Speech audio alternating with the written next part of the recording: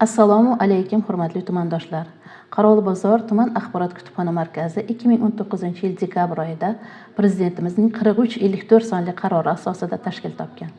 Kutubxonaning asosiy maqsadi aholini, ayniqsa yoshlarni kitobga bo'lgan qiziqishini uyg'otish, kitob o'qishga o'rgatish, yoshlar ma'naviyatini yuksaltirish, dunyoqarashini kengaytirishdan iboratdir. O'zingizga ma'lum qator yillardan beri Qorovulbozor tuman axborot kutubxona markazi o'z binosiga ega emas edi.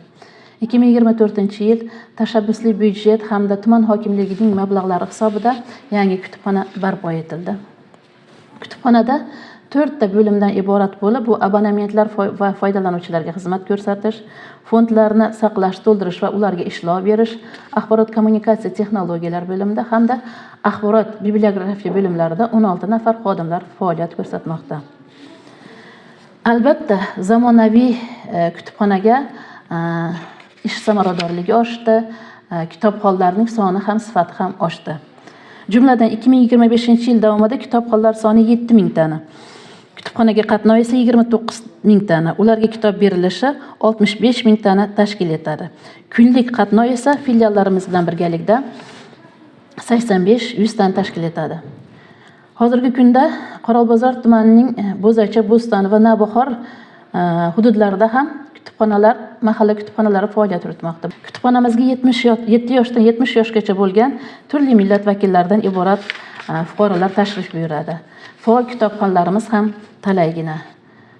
Ularni misol keltiradigan bo'lsam, Toshev Sayfullo Nurullayevich, Narzula Mahmudov, Amon Sodiqov, Pyotr Polyakov, Xo'jabek Allayrayevich, Ramazon Achilov, Shahina Fazliddinova, Mo'xinur Izzatova, Rayhon Doniyor va Sherzod Mamajonov, Shabnam Mustafayev, bularda yana qayta misol keltirishim mumkin. Kutubxonamizda an'anaviy xizmat ko'rsatish bilan birgalikda nostatsionar xizmat ko'rsatish ham yo'lga qo'yilgan.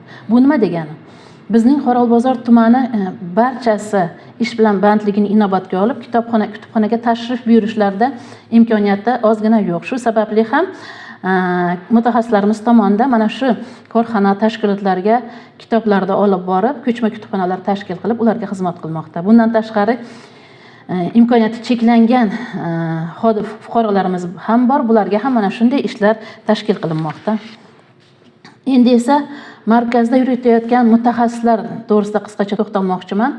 Qorovulbozor tuman axborot kutubxona markazining mutaxassisi Naima Binafsha yilning eng yaxshi kutubxona mutaxassis ko'rik tanlovida viloyatda 1 va respublikada 3-o'rinni egallab keldi. Bundan tashqari 4 nafar mutaxassisimiz Toshkentda malakasini oshirib qaytdi. Til o'rganish bo'yicha sertifikatlar oldi va turli seminar konferensiyalarda o'zlarining ilmiy maqolalari bilan qatnashdilar. Endi 2026-yil rejalarimni gapirishdan oldin men mana shu muhtaram prezidentimizning 2026-yil 15-yanvarda kitobxonlik madaniyatini rivojlantirish va aholi o'rtasida kitob o'qishga qiziqishni oshirish chora-tadbirlari to'g'risidagi 9-sonli qaroriga to'xtalmoqchiman. Qarorni qabul qilishdan ko'zlangan asosiy maqsad 26-30-yillarda aholini kitobxonlik darajasini, demak, bir odam o'qiydigan kitob sonini yiliga o'rtacha 10 ta kitobga yetkazish etib belgilandi. Kitobxonlik madaniyatini rivojlantirish jamg'armasi tashkil etiladi. Aholi, ayniqsa yoshlar o'rtasida kitobxonlikni targ'ib qilish, kitob ma'rifat manbai dasturini amalga oshiriladi. 2026-yil 1-aprelga qadar o'zini va tizimidagi tashkilotlarda kitob burchagi tashkil etib, xodimlar uchun har oyda kitob o'qish soatlari yo'lga qo'yiladi. Kitobxonlik bo'yicha ichki reyting joriy etilib, ularni rag'batlantirib boriladi.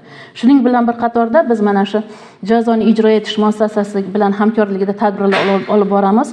U yerda kitob o'qigan ayrim mahkumlarni jazo muddati qisqartirish deb belgilangandi. Mana shu qonunga ham ozgina o'zgartirishlar, qo'shimchalar kiritildi. Endi 2026-yilda asosiy vazifalarimga o'tadigan bo'lsam, 1-o'rinda kutubxona fondini yangi adabiyotlar bilan boyitish. Kitob ma'rifat manbai dasturi asosida aholi, ayniqsa yoshlar o'rtasida kitobxonlikni targ'ib qilish. Aholi, ayniqsa yoshlar o'rtasida kitobxonlar safini oshirish va kitobxon oilalar sonini oshirishga e'tiborni qaratishimiz lozim. Shuning bilan bir qatorda asosiy loyihalarimizdan biri kitobxon davlat xizmatchisi loyihasini amalga oshirishni reja qilib qo'yganmiz.